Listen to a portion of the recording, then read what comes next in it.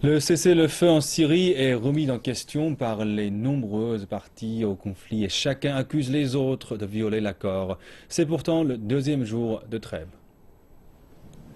Les groupes terroristes ont effectué des dizaines de tirs de mortier dans la zone rurale qui entoure la côte à Latakié, selon l'agence de presse officielle dimanche.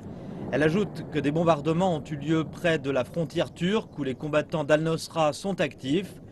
Mais les groupes d'opposition syrienne de Latakié disent le contraire, que le front n'a aucune présence dans la zone. Le groupe dit en revanche que les forces gouvernementales ont lancé des roquettes.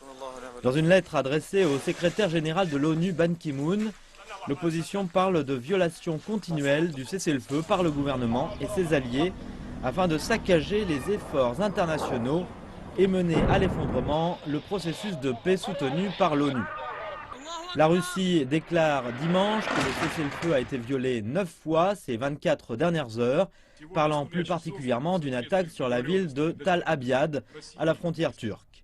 La version turque de l'histoire est que l'organisation État islamique a attaqué et capturé la plupart de la ville de Tal Abyad à la frontière avec la Turquie dimanche, provoquant des représailles de la part de l'aviation américaine.